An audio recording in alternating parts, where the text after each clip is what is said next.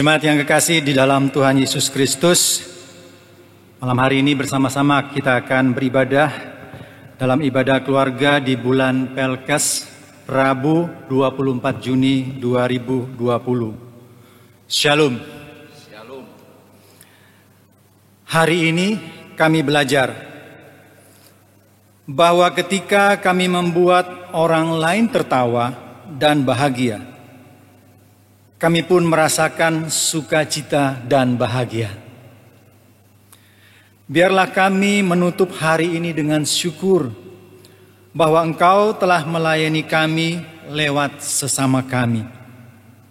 Dan kami pun dimampukan untuk melayani Engkau lewat sesama kami. Jemaat, kita akan memuji Tuhan dari Kidung Jemaat 64, Bila Kulihat Bintang Gemerlapan, bait yang pertama. Silakan berdiri.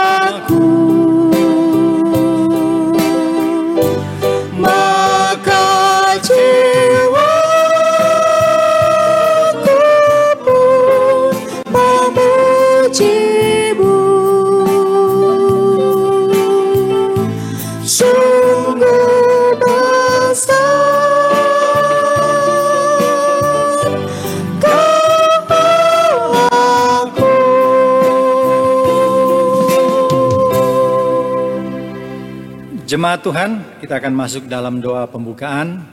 Mari kita berdoa. Allah Bapa, sumber penopang kehidupan kami, saat ini kami sekeluarga berkumpul bersama untuk kembali menyembah Engkau.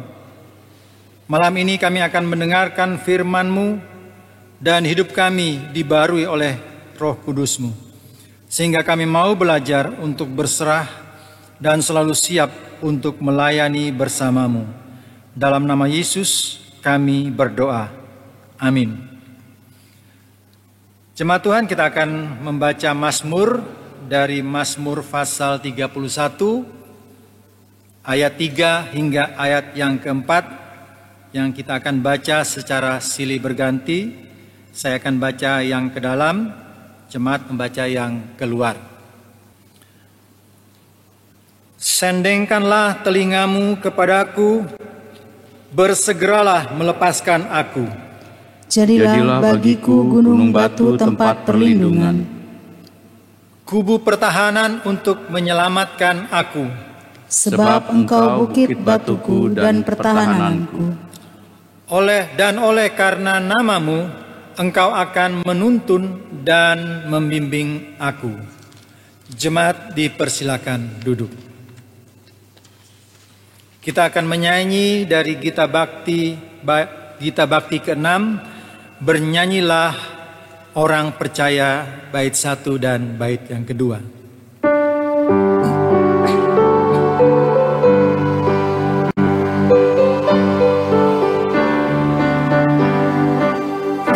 Bernyanyilah orang percaya, bergemar dan gembira terus, Tuhan Kristus tetap bercahaya di dalam berita kudus.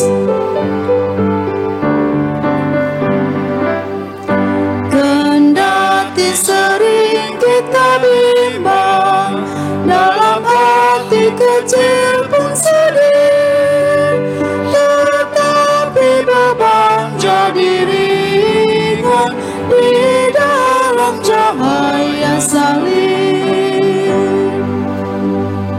Pemberitaan firman Tuhan pada malam hari ini dilayani oleh Bapak Pendeta Elia Hartono Unpapar STH dengan tema yang keempat, rumah tempat belajar anak yang efektif, yang diambil dari Kejadian pasal 1 ayat 26 hingga ayat 28.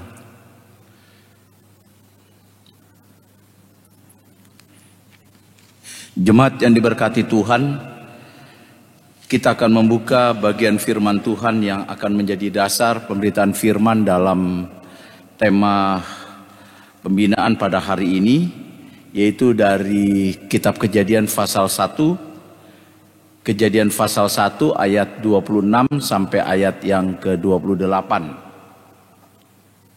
Kejadian pasal 1 ayat 26 sampai 28. Kita akan berdoa, mohon bimbingan Roh Kudus sebelum kita membaca firman Tuhan dan merenungkannya bersama. Mari kita berdoa. Hati kami siap menerima firman-Mu, telinga kami siap untuk mendengarkan suara-Mu Tuhan, melalui firman yang kami baca dan akan kami dengarkan. Ya Roh Kudus, tolonglah supaya kami dapat mendengar dengan baik dan memelihara firman itu dengan baik.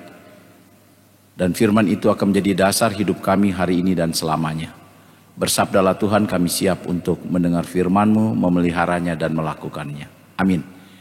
Mari jemaat berdiri.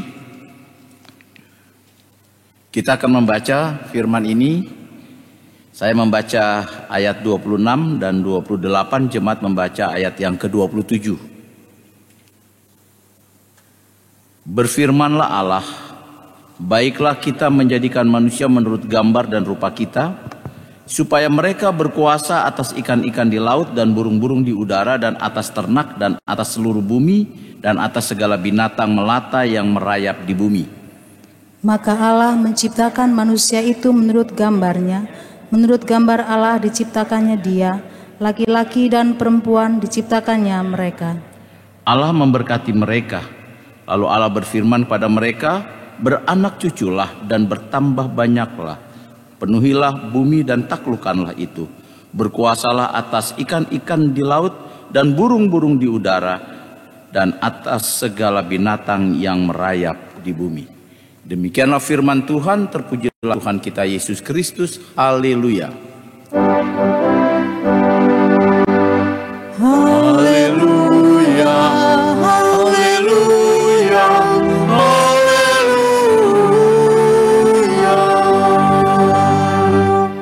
Silakan duduk. Shalom. Selamat malam jemaat yang dikasihi Tuhan.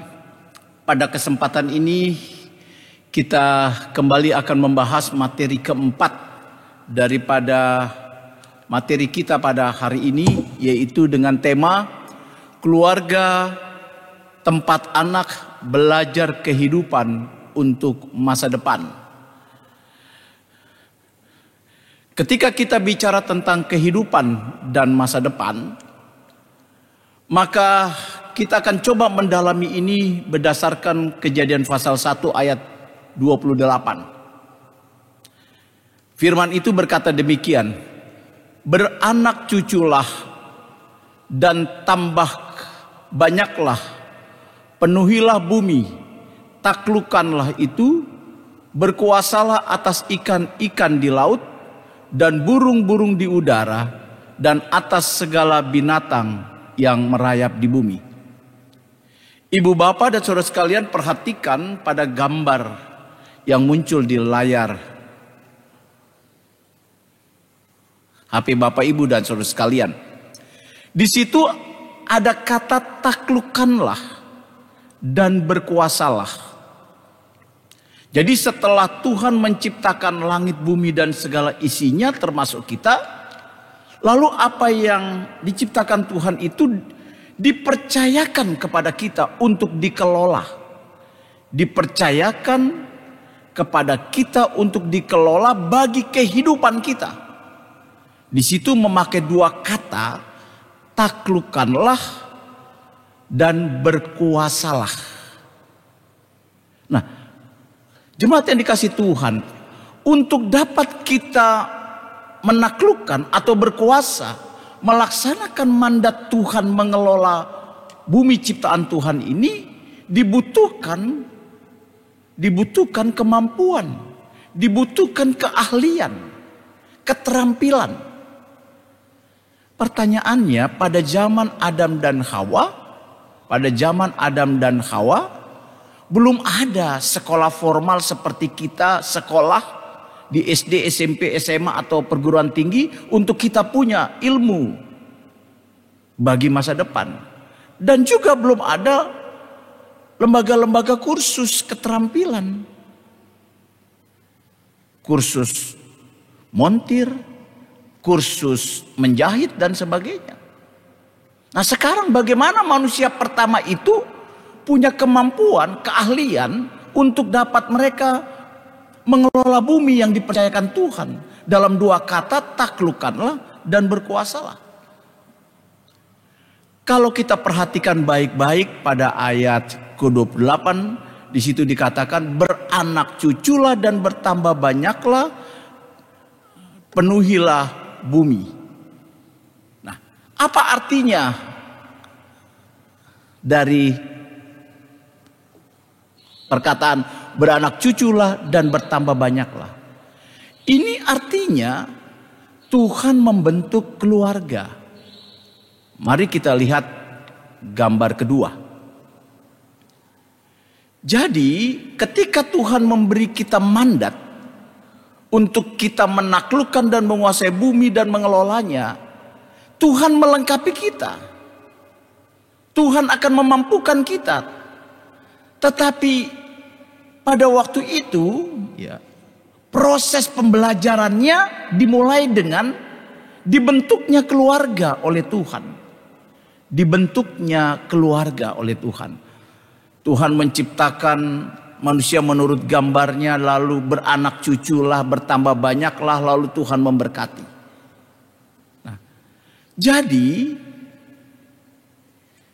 keluarga yang pertama harus dipahami di sini berarti keluarga adalah rahim tempat seluruh ilmu. Maksud ilmu di sini ilmu tentang kehidupan. Untuk anak-anak kita belajar mengolah kehidupan. Nah, jadi untuk tugas itu Tuhan bentuk keluarga, yaitu keluarga Adam dan Hawa. Nanti ada anak-anak mereka. Nah, keluarga inilah tempat manusia pertama belajar tentang kehidupan, mengerti tentang kehidupan, memiliki kemampuan untuk kehidupan.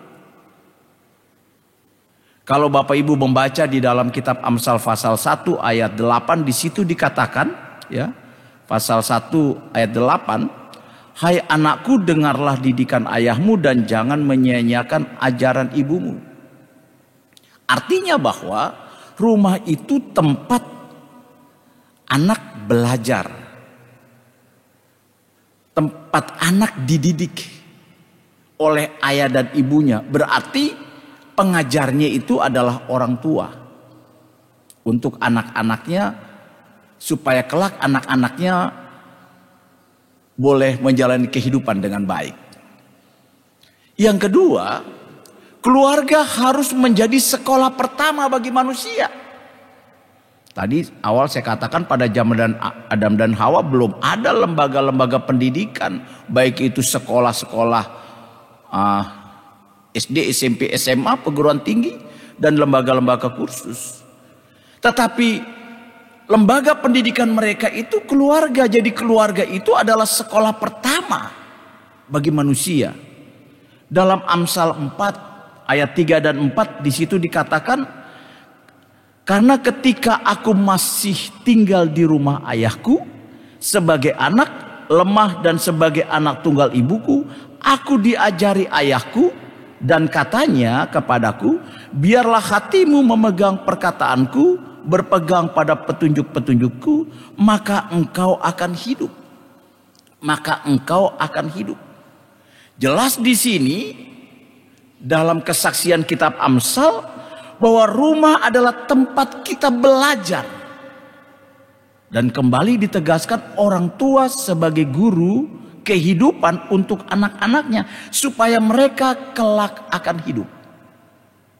Nah, jadi jemaat yang dikasih Tuhan, sesuai dengan gambar yang pertama tadi tentang mandat, taklukkanlah dan kuasai bumi. Lalu untuk mandat itu manusia harus punya kemampuan dan keahlian.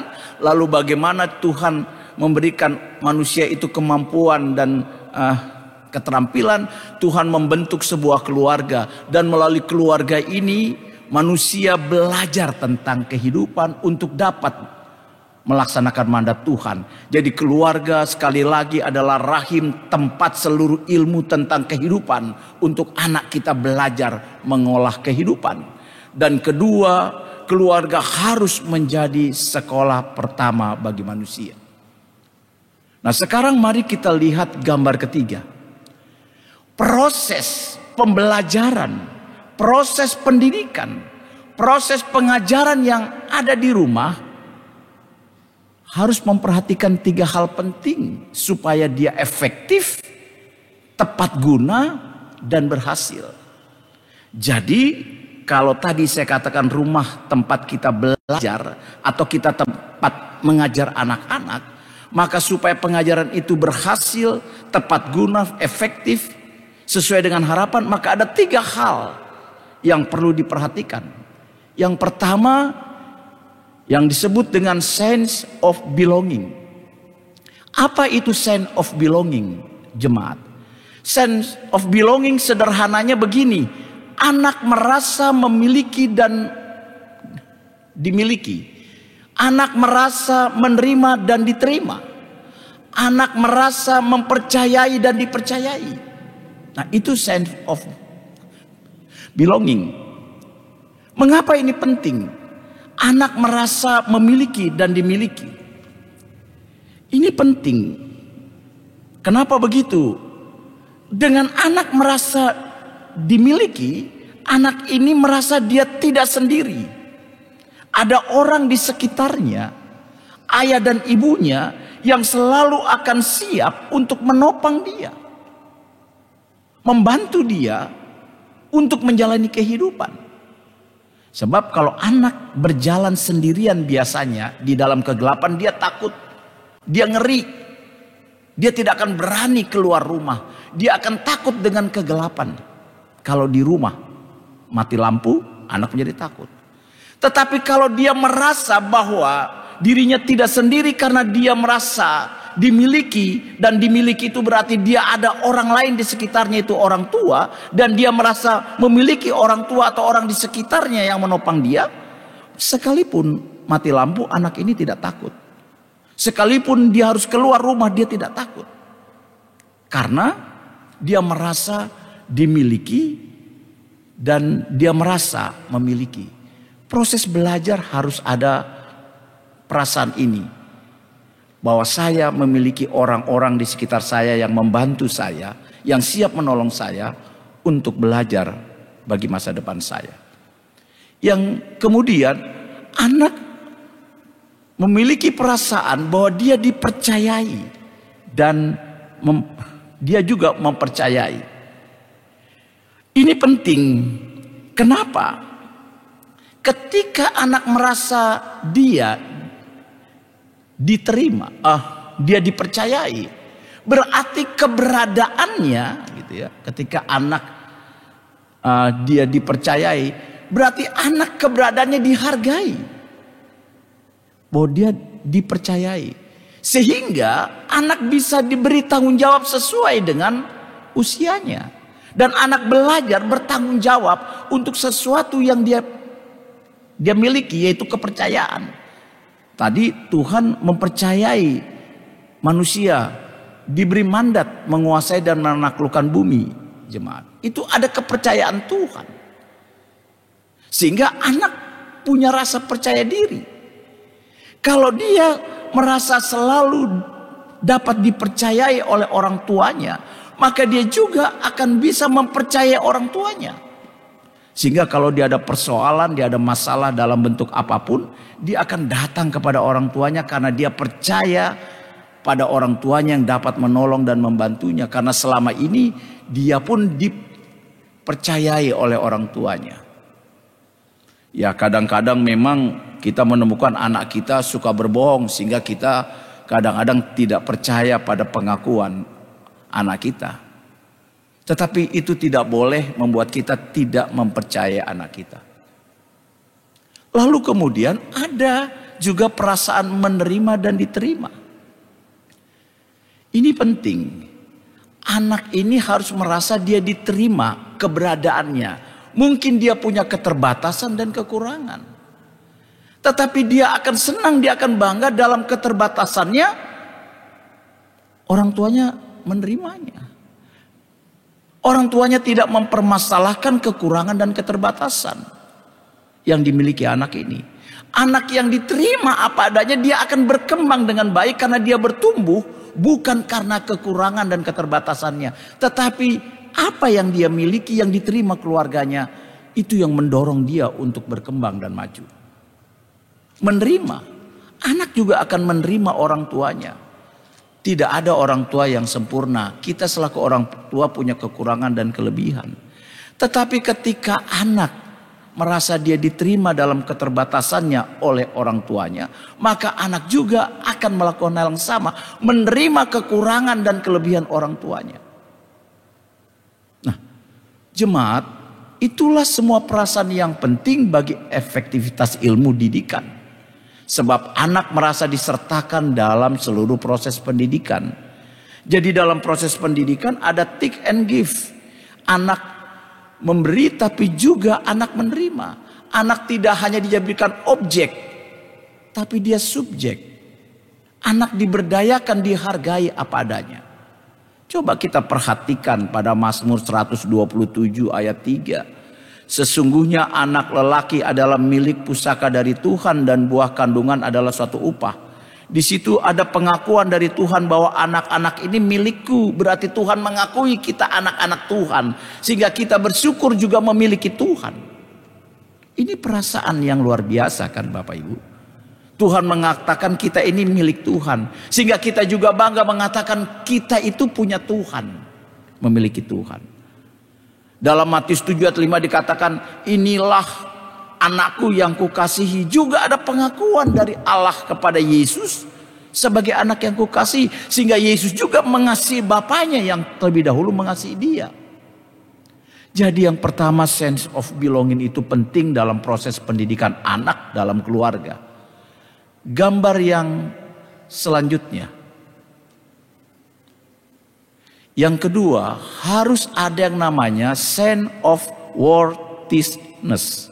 Sense of worthiness. anak akan merasa spesial dan berharga. Bapak Ibu, harus ada dalam perasaan anak kita, dalam proses pengajaran kita, bahwa anak kita itu spesial dan berharga bagi kita.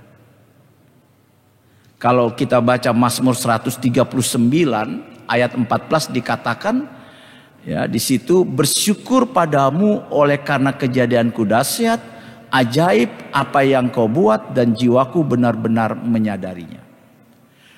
Daud bersyukur bahwa dia itu spesial di hadapan Tuhan yang menciptakannya secara ajaib. Karena itu dia berharga di hadapan Tuhan. Siapakah manusia sehingga engkau memberikannya mahkota kehidupan, di Mazmur 8. Jadi ketika kita dalam proses pengajaran harus ada sign of worthiness, yaitu kita sedang mendidik mengajar anak-anak Tuhan yang spesial, yang berharga untuk kita bina bagi masa depannya. Karena itu ada istilah kan Bapak Ibu, anak itu permata keluarga, permata hati kita, buah cinta kasih perkawinan kita. Jadi mari tanamkan juga pada hati anak kita bahwa mereka spesial dan berharga bagi orang tuanya. Sehingga orang tua bekerja maksimal untuk anak-anaknya. Sehingga anak juga akan menghargai orang tuanya, menganggap dirinya spesial dan berharga. Kadang-kadang kita temukan ada anak dilahirkan lalu dibuang. Kan kita temukan Bapak Ibu. Atau kita selalu mengeluh tentang anak kita. Karena kita bandingkan dengan anak yang lain. Kita merasa anak kita punya banyak keterbatasan, tidak spesial. Apalagi kalau kehadirannya tidak diinginkan. Sehingga dalam proses perkembangan anak ini selalu disalah-salahkan atau tidak diperhatikan. Dan ini menghambat pertumbuhan anak kita untuk berkembang bagi masa depannya. Jadi yang kedua, Bapak Ibu, sign of worthiness ini harus kita nampakkan. Anak kita itu spesial dan berharga. Sehingga anak merasa dia juga spesial dan berharga karena melihat sikap daripada orang tuanya. Pada gambar ini orang tua menggendong anaknya. Dia bangga punya anak yang dia terima dari Tuhan, dan anaknya juga senyum bangga punya ayah yang demikian. Lanjut kita lihat gambar yang ketiga.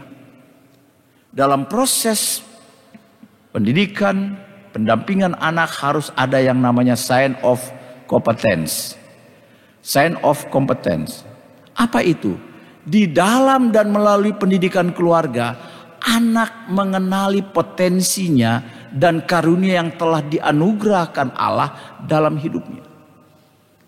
Jadi melalui kita, orang tua atau keluarga si anak ini harus dibimbing untuk mereka mengetahui dia punya potensi dan karunia yang Tuhan anugerahkan dalam hidupnya. Dalam Injil Matius pasal 25 misalnya, ayat 14-30 kan diceritakan tentang talenta. Yang satu diberi 5 talenta, yang satu 2 talenta, yang satu 1 talenta. Nah, sebenarnya persoalannya bukan banyak atau sedikit orang ini berhasil dengan talentanya. Kalau 5 lebih berhasil daripada 1, tidak. Ada orang yang diberikan banyak talenta, tapi dia tidak menyadari akan talenta itu, menjadi sia-sia talenta itu. Tapi ada orang yang hanya mempunyai 1, tapi dia sungguh bersyukur dan mengembangkan talenta itu, dia berhasil hidupnya. Nah, jadi tugas kita dalam pendidikan anak, dalam keluarga untuk masa depan, bantu anak kita mengenal potensinya, karunia yang Tuhan diberikan. Kadang-kadang tanpa kita sadari kita ini membuat anak kita tidak mandiri, tidak percaya diri dan tidak yakin. Kita bilang anak kita ini bodoh, anak kita itu bandel, anak kita itu lemah, anak kita itu tidak mampu. Stigma itu, perkataan itu membentuk kepribadian anak kita sehingga dia mengatakan, kata ibu saya bodoh. Kata bapak saya tolol. Kata orang tua saya lemah, tidak mampu. Sehingga dia tidak akan berkembang karena sudah ditanamkan dari kecil. Tanpa kita sadari, sering kita berkata begitu. Harusnya kita mengembangkan potensi. Sebuah pisau itu tajam karena diasah. Dia menjadi tajam. Jadi jangan bandingkan anak kita dengan orang lain. Setiap orang diberi talenta dan karunia oleh Tuhan sekalipun berbeda.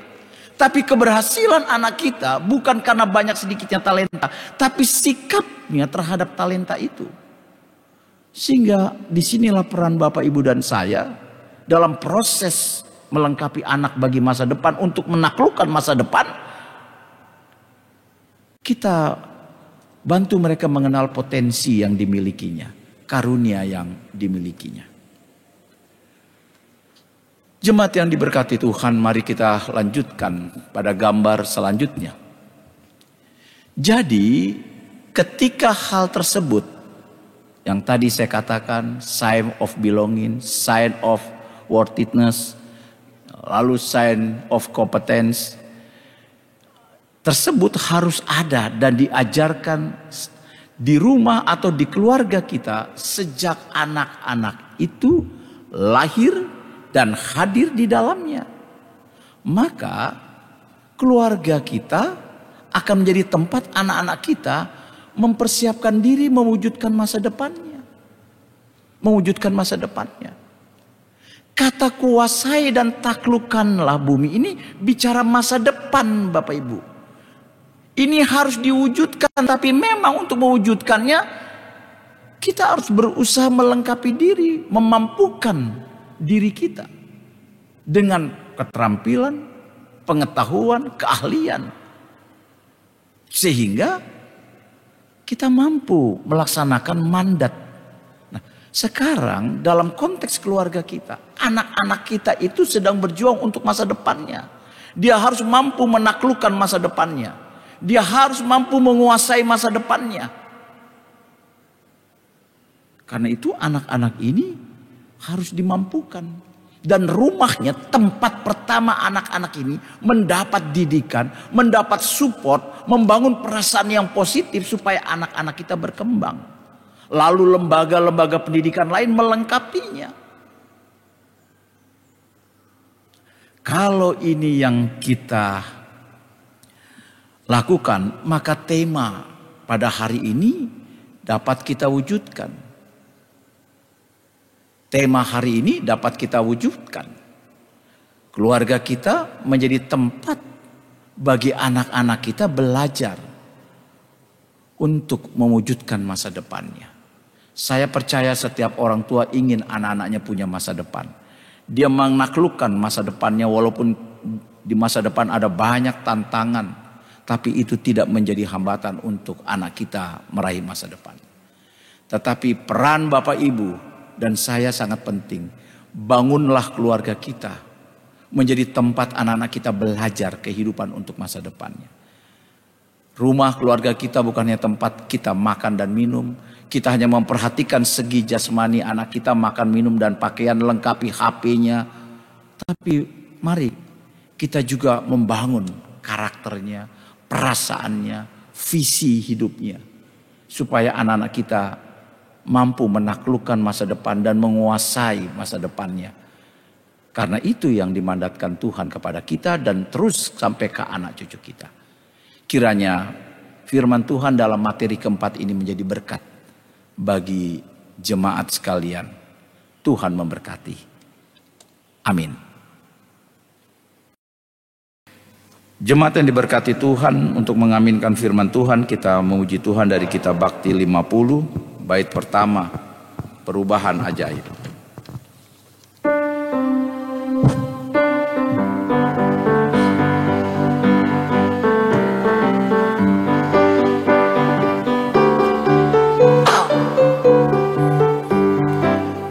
Perubahan ajaib terjadi padaku ketika kasih Yesus masuk di hatiku. Firman-Nya yang kudus murnikan jiwaku hingga hidupku yang lama kini jadi menjadi baru. Hidupku yang sekarang bukan lagi milikku, tetapi milik Kristus yang mengubah hidupku. Aku ingin selalu tetap di jalannya dan menjadi saksi Kristus kini dan selamanya. Jemaat yang dikasihi Tuhan, kita akan berdoa dalam doa syafaat. Mari kita berdoa. Terima kasih Tuhan, hari ini kami boleh kembali belajar satu hal, bahwa keluarga atau rumah tempat kami tinggal adalah tempat anak-anak kami belajar tentang kehidupan untuk masa depan. Engkau memberi mandat untuk kami menguasai dan menaklukkan bumi. Tentu tugas ini mewajibkan kami punya kemampuan, keahlian, punya kepandaian dan kepintaran. Karena itu Tuhan menciptakan keluarga sebagai sekolah pertama bagi kami atau umat manusia belajar tentang kehidupan. Karena itu dalam keluarga kami harus membangun sebuah sense of belonging, rasa memiliki. Orang tua memiliki anak, anak memiliki orang tua. Orang tua menerima anak dan anak menerima orang tua. Orang tua harus percaya kepada anak dan anak mempercayai apa yang menjadi perkataan orang tua. Begitu juga kami harus membangun sense of worthiness, di mana kami harus bangga memiliki anak-anak yang spesial, yang luar biasa, yang Tuhan berikan. Karena kejadian atau penciptaan Tuhan bagi anak kami luar biasa. Sehingga anak kami merasa bangga dia pribadi yang dibanggakan oleh orang tuanya. Sehingga dia mempunyai kepercayaan diri karena keberadaannya dihargai dan dikagumi orang tuanya. Begitu juga kami harus menyadari anak kami punya sense of competence, yaitu anak kami punya talenta dan kemampuan yang Tuhan anugerahkan. Kami tidak boleh membandingkan dengan anak yang lain yang mungkin merasa lebih dari anak kami, sehingga kami tidak mensyukuri talenta yang dimiliki anak kami, sehingga anak kami menjadi minder dan rendah diri. Sebagai orang tua kami harus memberikan keyakinan bagi anak kami bahwa mereka punya kemampuan. Dan tugas kami sebagai orang tua mendampingi mereka berkembang, mengembangkan potensi dan kemampuannya dengan baik. Kalau tiga hal ini kami lakukan dan wujudkan dalam keluarga, kami percaya anak-anak kami akan menjadi pribadi yang siap menaklukkan dan menguasai masa depannya. Karena masa depan yang ada bagi anak-anak kami penuh tantangan dan itu tidak mudah. Kalau kami tidak siapkan anak-anak kami dari sejak kecil, mulai dari rumah, anak-anak kami tidak akan mampu mewujudkan masa depannya. Terima kasih Tuhan, kiranya materi ini menyadarkan dan melengkapi kami bahwa rumah kami adalah rahim bagi ilmu pengetahuan bagi anak-anak kami belajar tentang hidup. Dan rumah kami adalah sekolah pertama bagi anak-anak kami, supaya mereka kelak memiliki masa depan yang terbaik. Bapa di surga, terima kasih dalam rangkaian bulan Pelkes kami berdoa, kiranya bulan Pelkes GPIB dapat berjalan dengan baik seturut dengan kehendak Tuhan. Bahkan bagi GPIB Bukit Kasih melalui bulan Pelkes setiap keluarga diberkati, sehingga kami menjadi keluarga yang siap bersaksi bagi hormat dan kemuliaan nama Tuhan. Hamba berdoa bagi seluruh pelayanan jemaat Bukit Kasih, Tuhan berkati. Begitu juga bagi jemaat yang saat ini sedang sakit dalam kelemahan tubuh, di rumah atau di rumah sakit, hamba tidak sebut satu persatu, tapi Tuhan tahu mereka, umat-Mu ini. Jamah mereka, berkati mereka, supaya dengan kuasa-Mu mereka pulih dan sembuh. Banyak pergumulan yang dialami jemaat-Mu terutama pada masa pandemik virus corona ini. Tapi Engkau adalah gunung batu kami, tempat kami berharap dan sumber kehidupan dan kekuatan. Tentu kuatkan, mampukan kami melatih pergumulan itu dalam Tuhan. Kan keluarga kami sepenuhnya dalam Tuhan. Bahkan bangsa dan negara kami dalam upaya pencegahan virus corona, Tuhan berkati. Para relawan, para medis yang berjuang, Tuhan juga berkati, agar semuanya ada dalam berkat-berkat Tuhan. Terima kasih untuk presbiter dari tugas hari ini, organis, pemelagu, tim Inforkom, Koster yang mengambil bagian, biarlah semuanya Tuhan dan pelayanan mereka menjadi kemuliaan bagi nama Tuhan. Inilah doa kami, sempurnakan dan kehendak kami yang jadi kehendak-Mu saja, dalam nama-Mu Tuhan Yesus yang mengajar kami berdoa. Bapa kami yang di surga, dikuduskanlah nama-Mu, datanglah kerajaan-Mu, jadilah kehendak-Mu di bumi seperti di surga. Berikanlah kami pada hari ini makanan secukupnya, dan ampunilah akan kesalahan kami, seperti kami juga mengampuni orang kepada kami, dan janganlah membawa kami ke dalam pencobaan, tapi lepaslah kami daripada yang jahat. Karena Engkaulah yang mempunyai kerajaan dan kuasa dan kemuliaan sampai selama-lamanya. Amin.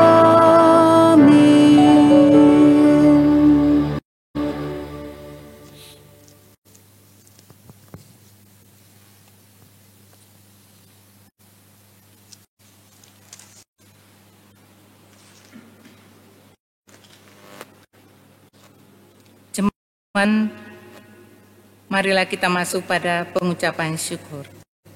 Kasih Tuhan sungguh memberkati kehidupan kita.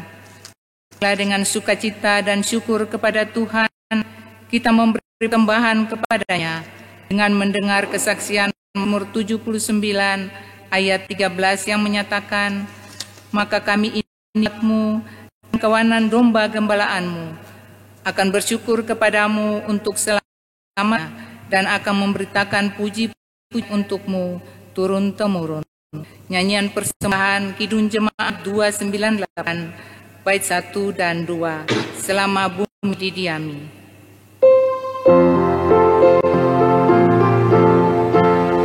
Selama bumi didiami, mendengar terus berbuah baik. Engkau ya Allah Bapa kami sembah syukur padamu naik.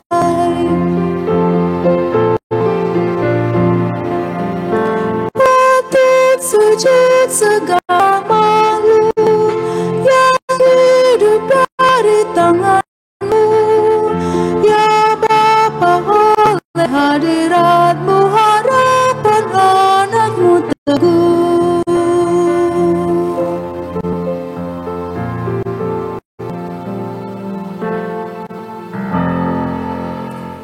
Jemaat Tuhan, untuk menyerahkan persembahan ini dalam doa. Kami bersyukur kepadamu Tuhan untuk limpah kasih dan pemeliharaan-Mu sampai saat ini. Bahkan kami bersyukur untuk setiap anugerah dan berkat-Mu bagi kami semua. Berkati dan kuduskan persembahan yang kami bawakan ini menjadi berkat dalam karya kasih dan kesaksian bagi sesama, dan untuk memuliakan nama-Mu di dunia. Amin. Jemaat silakan duduk kembali.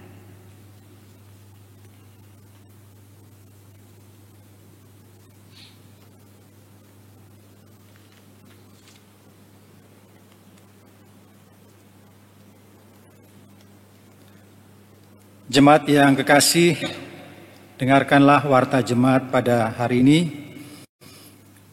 Yang pertama, ucapan terima kasih atas nama Majelis Jemaat GPIB Bukit Kasih Surabaya dan Jemaat Bukit Kasih menyampaikan terima kasih atas firman yang sudah disampaikan oleh Bapak Pendeta Elia Hartono Unpapar STH. Tuhan berkati pelayanan keluarga. Ucapan terima kasih kedua bagi keluarga yang sudah memberikan persembahan-persembahan. Tuhan berkati persembahan dari Bapak Ibu sekalian. Untuk informasi ibadah Rabu depan tanggal 1 Juli 2020, kita akan masuk ke tema yang kelima, yaitu keluarga tempat anak belajar hikmat untuk berkarya bagi masa yang diambil dari Amsal pasal 4 ayat 1 hingga ayat 12. Demikian warta jemaat, terima kasih.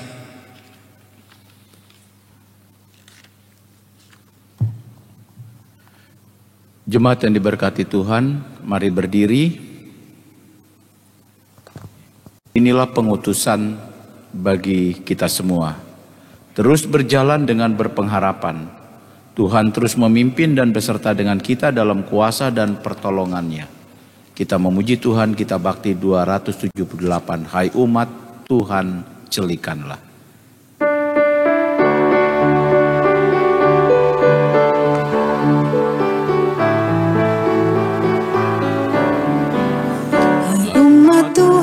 Jelikanlah matamu, dengarlah tangis dan ratap yang tertindas. Mari berjuang, hentaskan kemiskinan. Jangan biarkan sesamamu terlantar. Bergandeng tanganlah, satukan hatimu. Nyatakanlah Kristus dalam karya hidupmu. Tolonglah yang lemah, lebarkan yang sedih, tanda syukur dalam Kristus Tuhanmu. Jemaat Tuhan, arahkanlah hati dan pikiranmu pada Tuhan dan terimalah berkat Tuhan. Sebab Tuhan dialah sendiri akan berjalan di depanmu. Dia sendiri akan menyertai engkau. Dia tidak akan membiarkan engkau dan tidak akan meninggalkan engkau.